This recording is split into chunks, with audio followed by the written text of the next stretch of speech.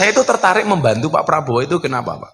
Saya itu kenal dengan Pak Prabowo tahun 2014. Semua kawan-kawan saya menghujat waktu itu. Ngapain lo bantu Pak Prabowo? Sampai kemudian Pak Prabowo waktu itu janji daerah Keraton Jogja, beliau peluk saya, beliau bilang, Gus, saya jadi presiden, nggak jadi presiden. Saya akan datang ke tempatnya Gus Miftah. Pulang, saya ditemui sama Mas Ipin. Gus, teman-teman partai politik di Trenggalek mau ngumpul-ngumpul. Mbak Gus Miftah datang. Saya capek, Pin, dia bilang itu.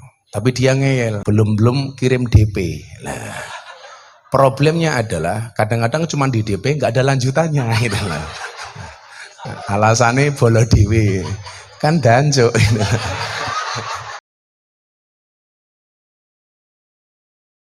Assalamualaikum warahmatullahi wabarakatuh.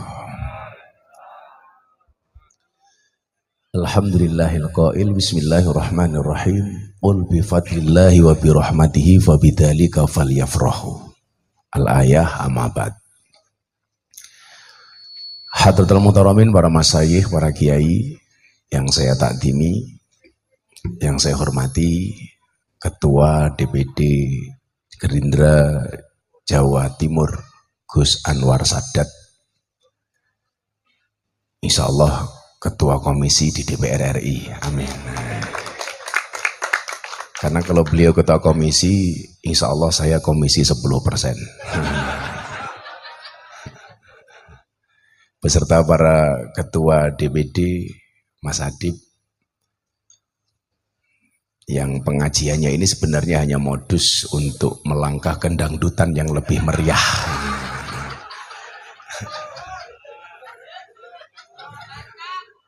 Kurang ajarnya adalah untuk ngundang kiai butuh syafaatnya Pak Ipin, itu loh.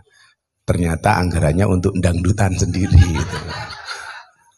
Dan berikut Ketua DPD Gerindra yang lain dari Kediri, Wagetan, Pacitan, serta para pengurus yang saya hormati. Mas Ipin, sahabat saya, insya Allah istiqomah dan konsisten tetap menjadi Bupati Trenggalek, amin. Walaupun sebenarnya ini sebagai sebuah penculikan Pak Sadat, gitu. Karena ini hari ke-12 saya nggak pulang. Ceritanya sebelum beliau berangkat ke Belanda, beliau nemui saya di rumah Jakarta setelah saya pulang bersama para gus-gus, yang kebetulan para gus ini yang kemarin banyak mendukung pasangan 02.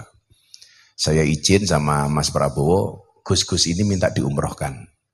Yaudah Gus berangkat menjelang putusan MK.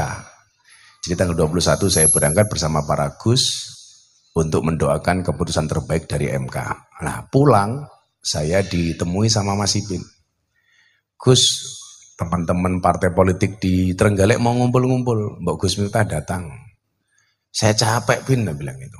Tapi dia ngeyel, belum kirim DP. Lah, problemnya adalah kadang-kadang cuma di DP nggak ada lanjutannya, gitu lah. Alasannya bolo dewe kan danjo.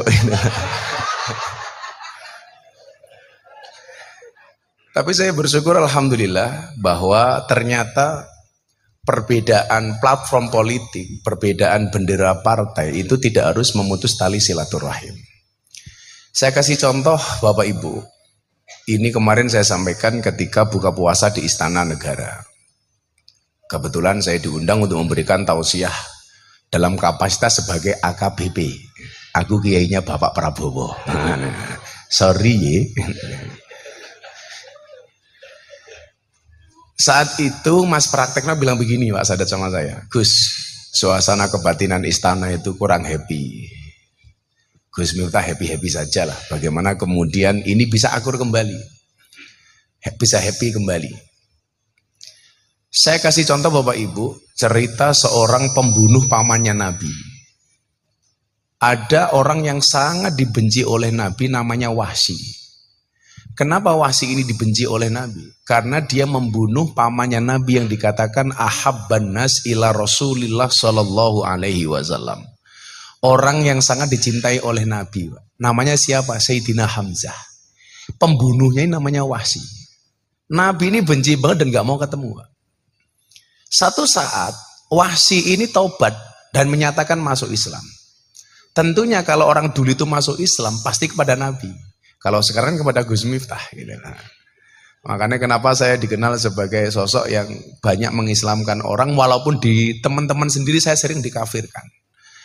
Saya sering dikafir-kafirkan, tapi ironinya saya sering mengislamkan orang kafir. Lebih dari 300 orang mungkin hari ini yang masuk Islam melalui saya. Nah, akhirnya si Wasi ini mau nggak mau ketemu Nabi. Pertanyaannya, apakah Nabi menolak? Enggak. Nabi boleh benci kepada Wasi karena dia membunuh pamannya. Tetapi Nabi fair. Ini ada hidayah. Maka kenapa kemudian kalau kita baca ayat laqad kana lakum fi Rasulillah uswatun hasanah, itu lanjutannya apa? Liman kana yarjullah wal yaumal akhir. Ini ayat optimisme. Artinya optimisme itu apa? Bisa jadi bapaknya itu kafir, anaknya muslim. Bisa jadi bapaknya itu miskin, anaknya jadi orang hebat. Bisa jadi bapaknya ini preman, tapi anaknya juara TPA, juara MTQ. Itu nggak untuk kemungkinan itu. Senajan itu bapaknya jarang ngaji kaya Adib umpamane. Tapi umpamane loh Dip, umpamane. Kok tahu gimana? Auranya kan jelas itu. Rodok peteng titik. Tapi ya ora kena nesu Dip ora urun no. Tapi ada harapan bahwa kemudian anak kita atau generasi berikutnya itu menjadi baik. Dalam hal ini kemudian umpamanya dalam masalah politik umpamanya, kita punya harapan. Tentunya dari semua kebaikan-kebaikan yang telah diperbuat oleh Pak Jokowi, masih ada satu sisi atau bahkan beberapa sisi yang mungkin kurang. Kemudian muncul pemimpin yang baru. Ini liman kana yarjullah wal yaumal akhir. Dengan harapan kebaikan Pak Jokowi kemudian disempurnakan oleh Pak Prabowo. Atau dalam konteks Trenggalek mungkin 5 tahun pertama si Ipin menjabat masih banyak kekurangan. Kalau kita berbicara liman kana yarjullah, kita punya harapan lebih baik. Saya mendengar sekarang Trenggalek kemiskinannya katanya menurun. Menurun dari bapak ke anak-anaknya.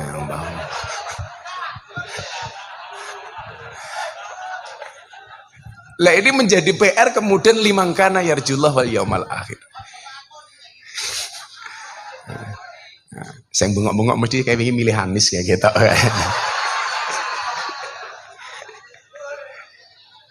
Nah, akhirnya Wasi ini ketemu dengan Nabi dan Nabi menerima. Akhirnya dia disahadatkan oleh Nabi, dia masuk Islam. Tapi Nabi secara basariah itu nggak sanggup Pak kalau sering-sering ketemu sama si Wasi. Maka Nabi mengatakan apa? Wasi, Islam kamu diterima, tobat kamu diterima. Tapi tolong kamu jangan sering-sering ketemu sama saya. Dalam konteks ini Nabi Muhammad itu mengajarkan secara fair bagaimana bersikap dengan orang yang berbeda dengan kita. Maka dalam mahfudzat itu ada bahasa begini, wa ainur ridho an kulli aibin kalilatin wa ainus sukhti an kulli khairin tubdil masawiyah. Ini problemnya bangsa Indonesia. Setiap kali orang berbeda itu dianggap musuh. Padahal di dalam politik itu tidak ada teman abadi, tidak ada musuh abadi. Dalam konteks Nabi dengan Wasi, saya bilang di Istana Negara, dalam konteks ini kita itu nggak boleh benci-benci banget dengan orang yang oposisi dengan kita. Bisa jadi orang yang oposisi dengan kita di masa lalu akan menjadi teman koalisi kita di masa depan. Atau sebaliknya. Kan begitu pemahamannya. Nah, kita tuh nggak boleh Pak, benci-benci banget. Makanya kemudian Habibaka honam. Ya cintai orang itu ya biasa-biasa saja. Dalam konteks ini sebelum saya lanjutkan ya. Saya itu tertarik membantu Pak Prabowo itu kenapa Pak? Saya itu kenal dengan Pak Prabowo tahun 2014. Semua kawan-kawan saya menghujat waktu itu. Ngapain lo bantu Pak Prabowo? Sampai kemudian Pak Prabowo waktu itu janji di daerah Keraton Jogja, beliau peluk saya, beliau bilang, Gus, saya jadi presiden, nggak jadi presiden, saya akan datang ke temannya Gus Miftah. Ternyata mekanisme orang-orang di sini Pak Prabowo waktu itu yang kemudian menghalangi Pak Prabowo datang ke pondok. Sampai kemudian saya ketemu kembali di acara Forum Silaturahim Ketua Umum Partai Politik. Saat itu komplit, ada Pak Jokowi, ada Pak Prabowo Ketua Umum Gerindra, ada Ketua Umum PAN Pak Zulkifli Hasan, ada Ketua Umum Golkar Pak Mardiono, Pak Erlangga Hartarto, kemudian ada P3 Pak Mardiono, dan waktu itu masih ada Caimin sebelum Mursal.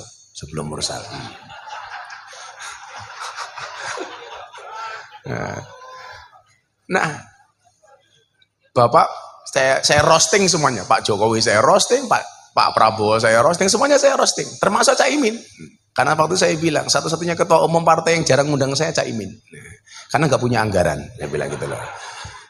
Kalau Gerindra ini sering ngundang, tapi mesti cari sponsor. Contohnya Adi pengen ngundang jaluk Ipin. Lah, ada pinter dia.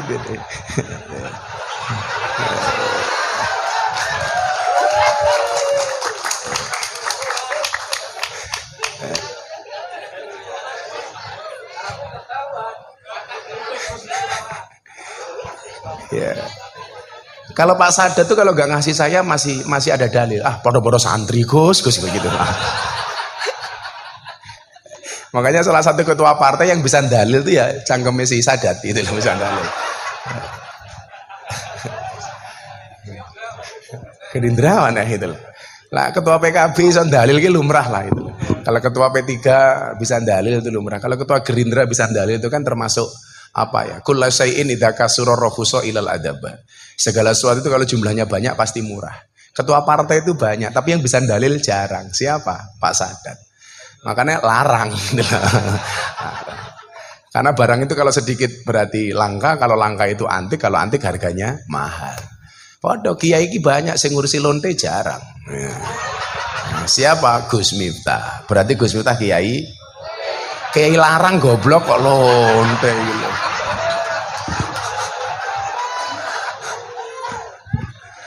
Nah, karena cita-cita Pak Ipin yang belum terlaksana sama saya itu ngumpul ke seluruh purel di pesisir gitu loh. Itu untuk kita ceramai gitu loh. Tapi syaratnya satu, Bin. Adip aja melu. Bahaya itu loh. Kata yang menang-menang kayak ngono ki ngacengan ya padahal. Aja melu Adip.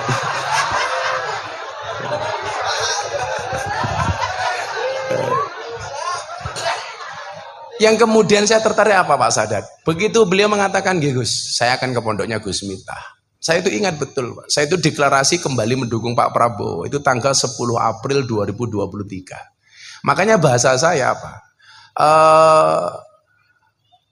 Belum ru'yatul hilal, saya sudah isbat. Yang lain belum menyatakan apapun sama Pak Prabowo. Saya sudah menyatakan dukungan kepada Pak Prabowo. 10 April, Pak. Akhirnya tanggal 3 Mei Pak Prabowo ke pondok saya. Yang membuat saya takjub adalah ketika di kamar saya beliau mengatakan begini, Gus, saya kesini tidak minta dukungan, tapi saya minta maaf. Bagi saya mohon maaf Pak, minta maaf itu berat. Walaupun sebenarnya memaafkan itu lebih berat daripada minta maaf. Dan memaafkan itu lebih terhormat daripada minta maaf. Tapi saya meyakini begini, memaafkan itu tidak akan bisa merubah masa lalu, tapi pasti bisa memperindah masa depan. Kapasitas sebesar Pak Prabowo Subianto di mata saya, di hadapan saya, bahkan di hadapan jamaah, waktu itu saya kumpulkan 5.000 orang karena dadakan, 2 hari sebelum datang beliau baru ngabari, saya kumpulkan 5.000 sampai 7.000 orang lah waktu itu. Di hadapan semua orang, jiwa besarnya Pak Prabowo itu nggak bisa bohong, Pak. Gus, saya minta maaf. Dan ternyata diulangi di mimbar. Saya minta maaf sama Gus Miftah karena saya janji tahun 2014 saya sowan ke sini, saya baru datang 2023. Maksud saya adalah orang besar itu jiwanya pasti besar. Kalau Adib minimal sudah nyicil lah, perutnya besar. Wah, ini.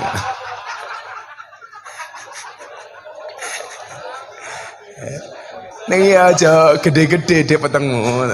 Oh lanang lah wetenge gede biasanya manuke cilik dia gitu.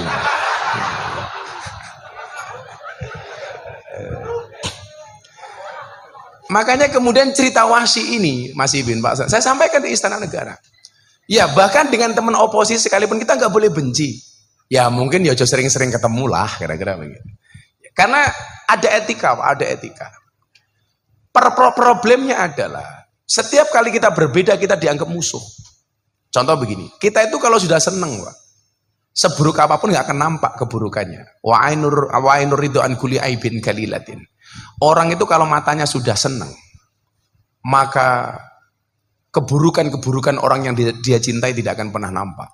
Tapi sebaliknya, wa ainu sukti an kulli khairin tubdil masawiyah. Tapi orang itu kalau sudah benci, sebaik apapun kebaikannya nggak akan nampak. Makanya waktu kita belajar akidah Ahlus Sunnah, kita diajarkan wa kadzalika ja'alnakum ummatan wasaton.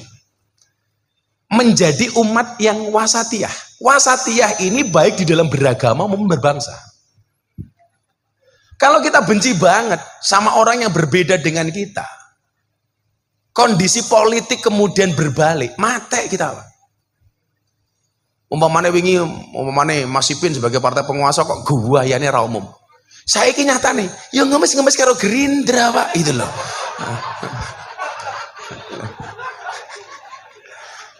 Betul, Pak, itu loh. Enggak boleh kita tuh benci, itu enggak boleh.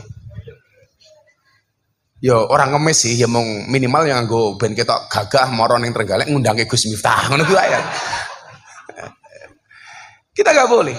Maka baik di dalam beragama maupun berbangsa, kita punya gerakan namanya wasatiyah. Wasatiyah itu begini. Pinjam mic-nya, Le. Pinjam mic. Jadi kalau wasatiyah itu begini, Pak. Wasatiyah itu tidak ke kiri, tidak ke kanan. Dia tepat-tepat di tengahnya. Dan luar biasanya ayat ini, kalau Anda baca dalam Al-Baqarah. Al-Baqarah itu ayatnya berapa sih? 286.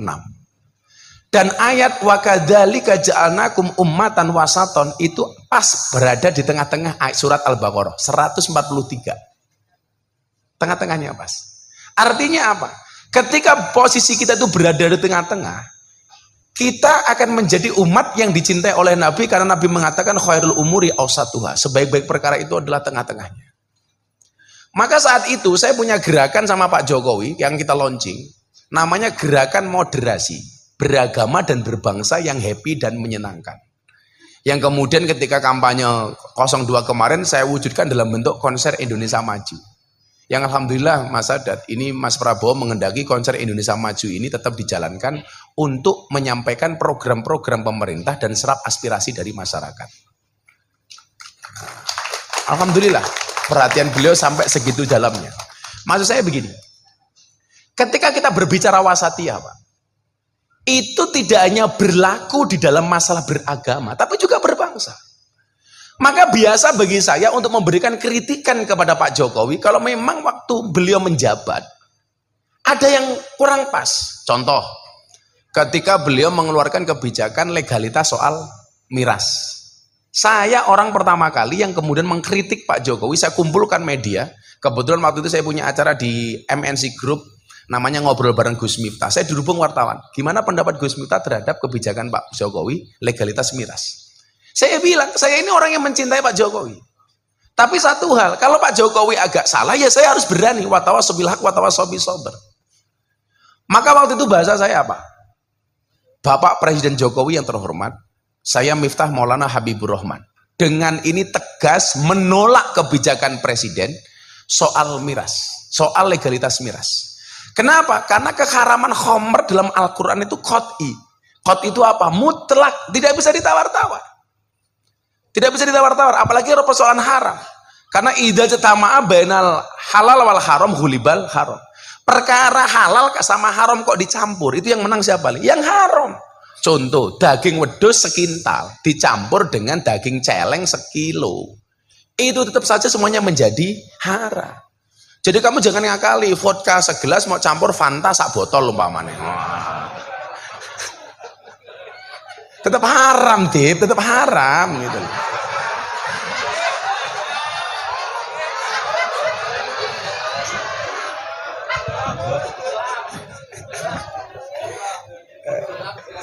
Alasannya kok khilaf kok dibaleni gitu loh. Jadi gak bisa perkara halal sama haram dicampur, itu gak bisa, gak bisa. Makanya dalam konteks itu sebelum saya lanjutkan, teman-teman politisi ini harus pintar-pintar ngitung. Ini mana pemasukan pendapatan kita yang betul-betul halal, mana pendapatan kita yang berbau syubhat atau bahkan berbau haram. Ya kita nggak bisa, nggak hanya politisi, Pak. Mau semuanya lah, mau polisi, mau pejabat yang lain, sama. Jadi kita harus pintar-pintar memisahkan mana yang betul-betul halal, mana yang ini agak bau syubhat, mana yang haram. Makanya saya itu kalau dapat endorse itu nggak pernah saya masuk ke kantong saya, itu nggak pernah. Saya kayak Ramadan tuh pasti dapat endorse dari Pertamina untuk bikin acara, dari Pertamina, Telkom, macam-macam. Nggak pernah masuk saya, langsung ke rekeningnya anak-anak. Jadi begini, kalau ngomong itu ya, saya sempat ngomong sama Ipin. Bagaimana kemudian seorang Nabi Sulaiman bersikap dengan keuangannya? Nabi Sulaiman itu suatu ketika Pak Sadat duduk di depan masjid. bersama orang miskin. Dia mengatakan apa? Miskinun yujalisu miskinan. Orang miskin duduk dengan orang miskin. Orang miskinnya protes. Anda itu raja, bojone 1000. Setiap malam Nabi Sulaiman itu mendatangi istrinya 70 Pak, 70 istri. Jajal. Oh.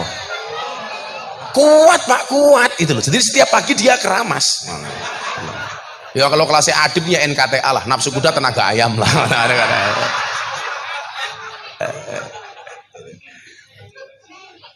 Ketika ditanya, kok Anda mengatakan miskin itu bagaimana? Loh, saya ini nggak pernah makan kecuali dari jerih payah sendiri.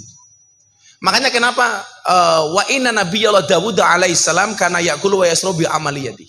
Maksud saya begini, Anda tuh politisi kalau bisa ya punya sampingan, nah, tidak hanya mengandalkan gaji sebagai anggota DPR, tidak hanya mengandalkan kunjungan kerja. Ya kalau kemudian kita nyalon DPR sudah diwangi utang, begitu jadi DPR, Anda nggak punya sampingan yang lain, maka fokus pertama ya bagaimana balik ke utang. Caranya bagaimana? SK dimasuk ke bank sebagai jaminan. Makanya di Trenggalek ini hampir semua anggota DPR itu rata SK-nya di bank gitu loh. Akhirnya gajinya habis untuk ngangsur bank. Bagaimana dia menghidupi dirinya? Ngenteni kunjungan kerja, cok, gitu loh. Orang kunjungan kerja ya mau mendasmu gitu loh.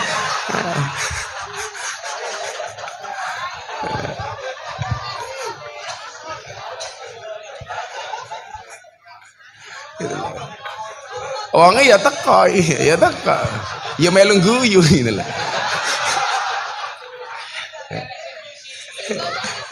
Saya nggak usah dibisi Pak, wah saya itu berpengalaman di bidangnya kok itu loh.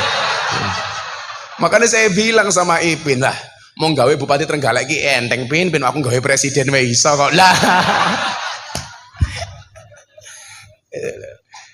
Ya makanya perlu dipisahkan. Makanya Nabi Sulaiman itu mohon maaf disuap sama ratu kaya cantik namanya Bilqis, dibawain ratusan kintal emas.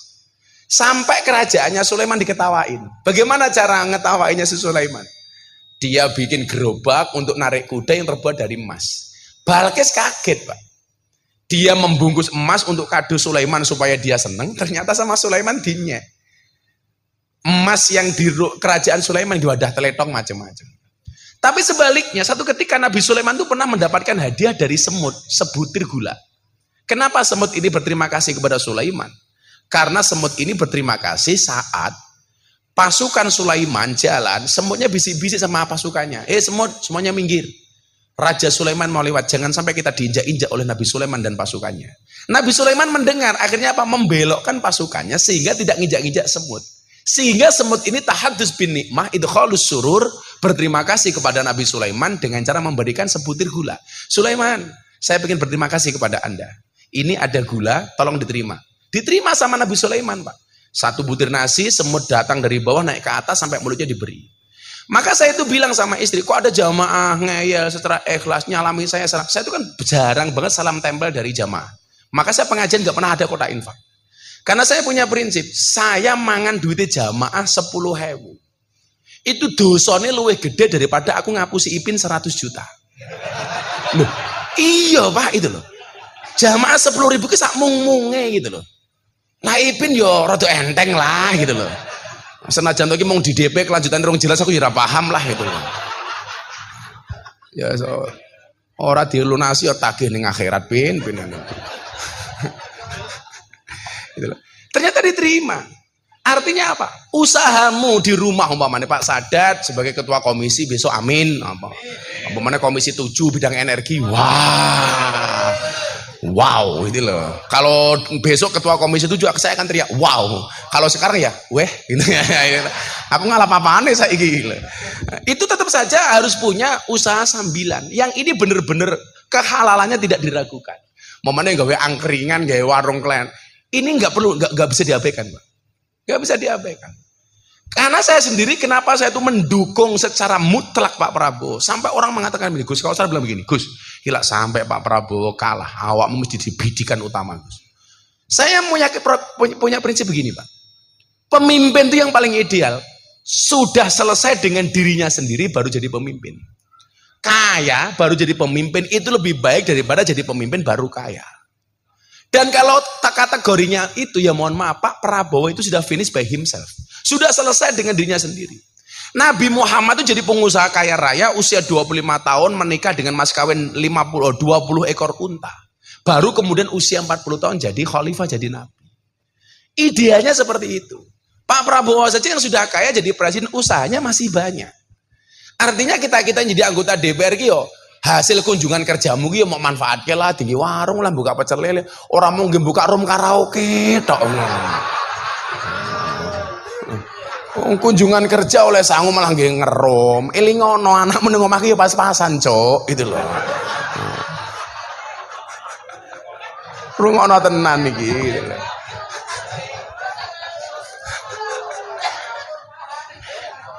Aku ki paham banget cara kelakuanmu, cah paham gitu loh. Sehingga maksud saya adalah kita bisa mengamalkan ilmunya Nabi Sulaiman ini tadi. Nah, balik ke masalah wasatiyah tadi itu. Akhirnya Pak Jokowi itu juga bisa menerima, Pak, atas kritikan saya terhadap kebijakan miras. Demi Allah Pak Jokowi, saya menolak. Karena keharaman khamr qat'i mutlak tidak bisa ditawar-tawar. Beda umpamanya dengan bunga bank itu riba apa enggak sih? Itu debatable. Debatable. Karena persoalan di masalah persentase. Ini halal apa haram, apa boleh, itu masih debatable. Makanya kemudian kita masih menggunakan transaksi perbankan dan lain sebagainya. Kalau kita mengatakan bank itu haram mutlak, ya mudar Pak itu loh. Uang duit gaji melalui transaksi saja masih bisa dikorupsi, apalagi enggak kan begitu. Tapi kalau ini khamr haram. Tapi kan model saya guyon yang tadi sampaikan Pak Sadat. Tapi mohon maaf Pak Jokowi, bagi saya minuman keras yang layak dan boleh dikonsumsi hanya satu, apa? Es batu. Video saya ini nyampe presiden dan ternyata jam 2 malam Pak Praktik telepon saya, Pak. Gus, kritikan Gus minta didengarkan sama presiden, besok pagi kebijakan presiden soal legalitas miras akan dicabut. Pak Jokowi juga tidak anti kritik, maka hari itu kemudian nama saya trending nomor 2. Nomor 1 perceraian Wulan Guritno, trending nomor 2 Gus Miftah. Nomor 1 Pak Saudara, trendingnya Wulan Guritno waktu itu kasus perceraian. Nomor 2 Gus Miftah, menunggu berakhirnya masa idah Wulan Guritno. Nah, maka dalam konteks Pak Prabowo, ketika orang mengatakan bahwa saham Gus Miftah pemenangan Pak Prabowo besar, mau jadi menteri dan sebagainya, enggak Pak. Bagi saya hari ini enggak penting kita yang mendukung Pak Prabowo itu dapat jabatan apa, dapat posisi apa, enggak penting. Lebih penting dari itu, aham mubih itu apa? Yang lebih penting dari itu adalah memastikan bahwa program-program Pak Prabowo bisa berjalan sesuai dengan yang dikampanyekan. Itu bagi saya lebih penting. Makanya kemudian saya punya istilah wani milih, wani nagih. Di hadapan Pak Prabowo ketika ngabuburit buka puasa di hadapan partai politik PAN waktu itu, saya menyampaikan begini. Demi Allah Pak Prabowo, saya orang yang memilih Bapak, pintu surga bagi kami akan sangat terbuka manakala Bapak yang mendapatkan amanah atas pilihan kami, menjalankan amanat sebagai presiden dengan sebaik-baiknya, membawa kemakmuran, keadilan untuk bangsa dan negara Indonesia. Tapi sebaliknya, kalau Bapak tidak menjadi presiden yang baik dan tidak amanah, maka pintu neraka bagi kami juga sangat terbuka. Karena saya mohon maaf, ditanya sama orang, Gus pengen jadi menteri? Enggak. Pak Prabowo itu ngomong persoalan menteri agama dengan saya, Pak, jauh hari sebelum terpilih, Pak. Saya mengatakan, Mas, saya nggak butuh jadi menteri agama. Kenapa Gus? Repot, harus potong rambut, parah kepenak. Gitu.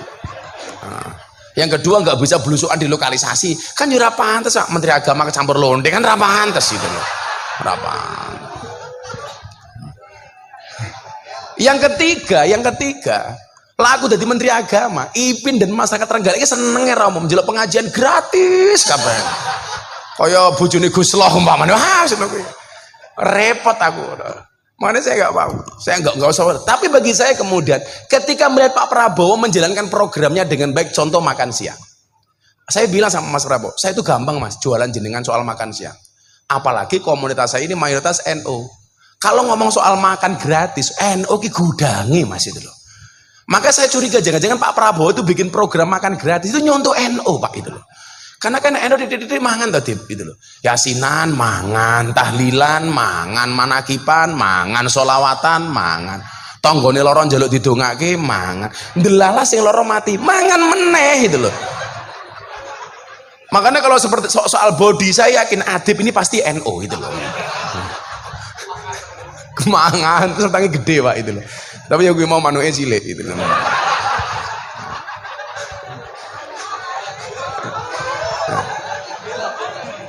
Saya berkewajiban kemudian mencarikan dalil yang memang benar bahwa program Pak Prabowo ini benar.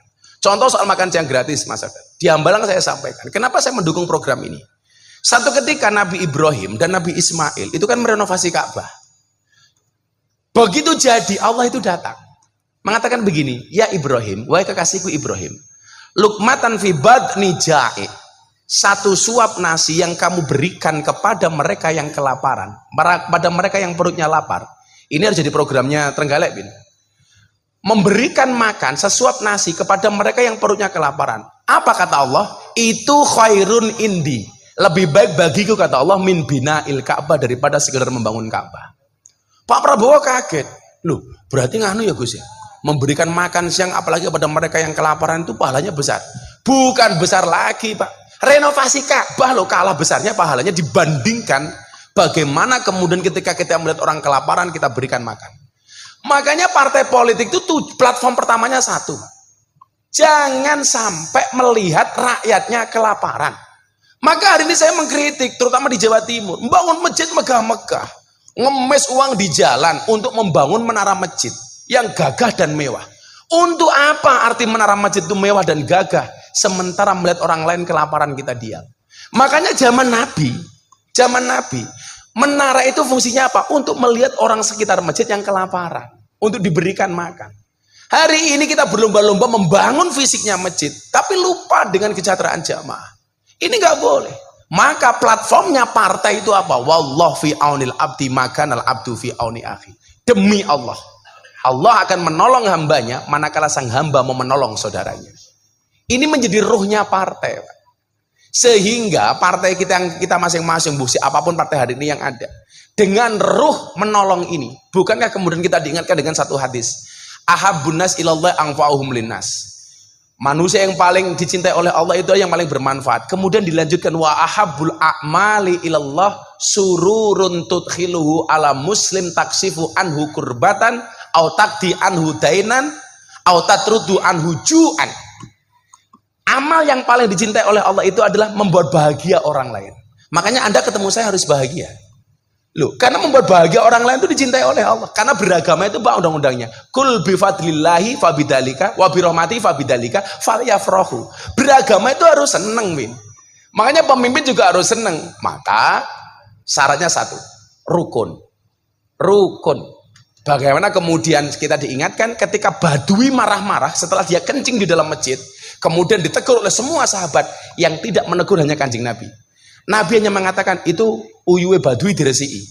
Begitu bersih, Nabi justru tersinggung dengan doanya Badui. Kenapa? Karena selesai dia dibersihkan air kencingnya, Baduinya berdoa begini. Allahumarhamni wa Muhammadan walatarham ma'ana ahadan. Allah, berikanlah rahmatmu hanya kepadaku dan hanya kepada Muhammad saja. Yang lain nggak usah kamu kasih rahmatmu ya Allah. Nabi Muhammad malah tersinggung, Pak. Nabi mengatakan apa? Lakot tahajjar tawasian. Kalau caranya seperti ini, kamu itu mempersempit rahmatnya Allah. Kita itu jangan egois mentang-mentang orang Gerindra, mentang-mentang orang PD, mentang-mentang orang PKB. Seolah-olah rahmatnya Allah itu hanya untuk orang Gerindra. Mergo Gerindra hari ini menang, PDI ra usah lah gitu. Tapi dengan hadirnya Mas Ipin hari ini kita menunjukkan bahwa agama mang rahmatan lil alamin. Buktine wong abang ditompo ning kandange Gerindra. Lah. Kita nggak boleh egois, Pak. Seolah-olah yang berhak mendapatkan rahmatnya Allah itu NU tok, Muhammadiyah ora. Kita egois. Walatarham ma'ana ahadan, itu nggak boleh. Ini rahmat harus untuk semuanya. Maka mudah-mudahan dengan pertemuan sore hari ini, kebetulan saya itu berpuasa, puasa Daud. Saya tadinya berencana mengakhiri puasan Daud saya di 2024. Karena saya puasan Daud dari tahun 2016. Sudah 8 tahun. Tapi kemudian saya berjanji, saya akan tetap puasan Daud untuk mengawal pemerintahan Prabowo Gibran. Karena saya meyakini, Pak, sumbangsih masing-masing orang itu beda-beda. Saya sangat berharap banyak Pak Sadat besok di DPR RI memberikan sumbangsih sesuai dengan kemampuannya. Teman-teman DPR Trenggalek juga sama, Mas Ipin juga sama. Fastabiqul khairat itu memberikan yang terbaik sesuai dengan porsinya, Pak. Bukan memperebutkan satu posisi diperebutkan banyak orang. Lah, kapasitas saya sebagai seorang rohaniawan, bagaimana memberikan sumbangsih kepada bangsa ini? Bangsa ini butuh ditirakati, Pak. butuh diposoni Pak Sadar. Wallah. Saya bilang sama saudara, Mas, aku kira mau kayak jabatan apapun saya ikhlas. Saya nggak butuh. Tapi bagaimana kemudian sesuai dengan janji Pak Prabowo sama saya, Gus, saya itu pengen jadi presiden, alasannya apa? Saya pengen mengembalikan hak-hak rakyat Indonesia. Saya pengen membalikan rakyat Indonesia mendapatkan haknya.